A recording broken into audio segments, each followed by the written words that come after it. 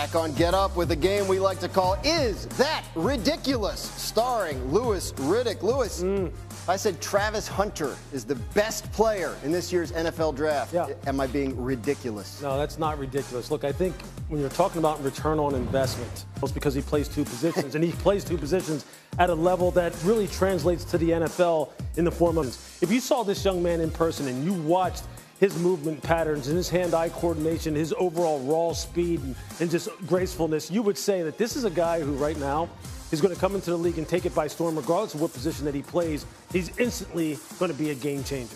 Swagoo, what do you think of Travis Hunter?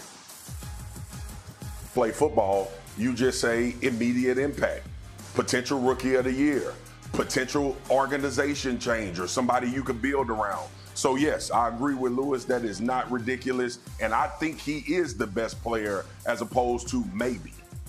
Yeah, I think he's going to go real high and make somebody really, really happy. You think? Interesting news earlier this week. Alabama quarterback Jalen Milroe invited to the draft. Has people wondering, could he actually be a first-round pick? If I said Jalen Milroe is going to be a first-round pick, is that ridiculous? You know, I'm going to say it's ridiculous only because I feel as though Jalen needs a little bit of time. Look, his very best, when you're talking about throwing the football, if you throw on the tape of his game against Georgia in Tuscaloosa, notwithstanding some of the turnovers he had against Oklahoma, some of the throws he made on the road against Oklahoma, you can stack him up with the best quarterbacks in this draft. And his running ability, without a doubt, is far and away the best in this draft. Some of the best that you've probably seen in the past 20 years. But he needs time. Will he get drafted in the first round? I would say it's ridiculous. Is it out of the question? No, because people always push up quarterbacks, and someone in the bottom part of the first round could wind up taking him. I would say, though, it'd be best for him, and I think fair value would be at the top of the second round. What do you think? So that's why I'm saying it's ridiculous. What do you think, Swag? I understand Lou's sentiment, but my thing always now with quarterbacks, especially when you talk about potential late first round, you don't have to pay them a lot of money.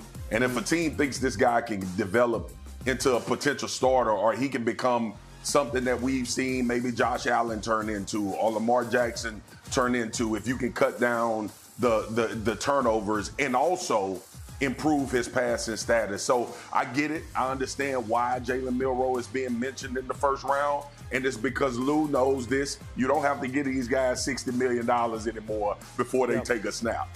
Plus, you get that fifth-year option to take him in the first round. That's what Baltimore did with Lamar. Right. That's why it wouldn't shock me. I'm just saying I think fair value is probably the top half of the second, kind of like Jalen Hurts. But look, Jalen Milroe is ridiculously talented. All right, how about another quarterback, Shedeur Sander? If I said he will fall out of the top 10 picks, is that ridiculous? Yeah, I think that is ridiculous. Look, I think we are definitely overthinking this. We are picking this guy apart. We're combing through him with a fine-tooth comb in a way that really we haven't seen, another quarterback undergo in terms of scrutiny. And I really do believe that. Now, that's not hyperbole. I think we are really overthinking it with this young man. I think the floor for him is 9. I think his camp would be very, very happy if that happened.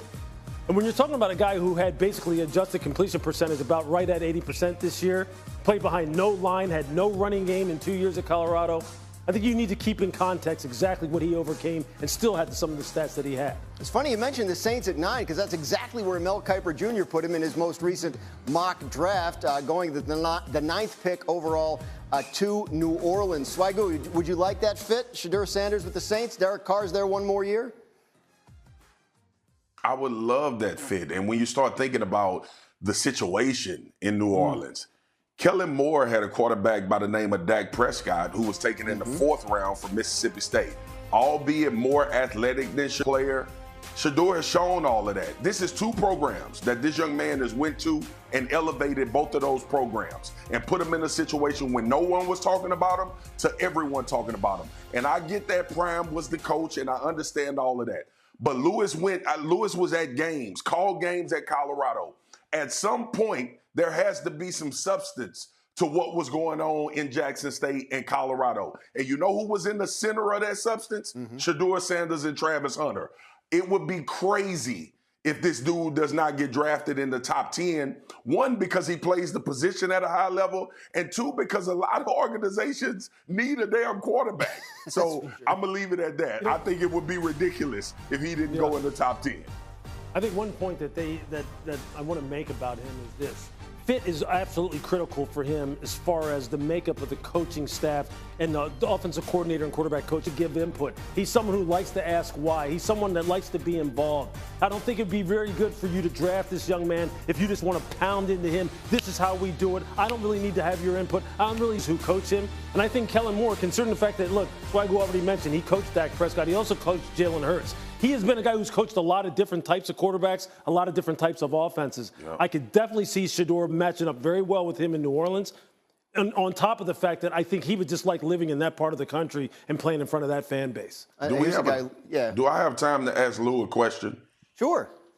Absolutely. Lou, you think what is being said about Shedeur playing for NFL coaches while in college? Is that something that is discussed while this process is going on, that he's had guys on that staff in Colorado who coached in the pros and maybe a little bit more validity to the information they're giving these GMs and people that's asking about Shedeur? Well, I sure hope it would be something that people weigh and something that people kind of take some comfort in the fact that, look, it's not like he's coming from some Mickey Mouse program where he's had coaches who really aren't experienced as far as make sure this young man reaches his potential. 15 days now until we find out where these guys start going in the NFL draft. Lewis will be there in Green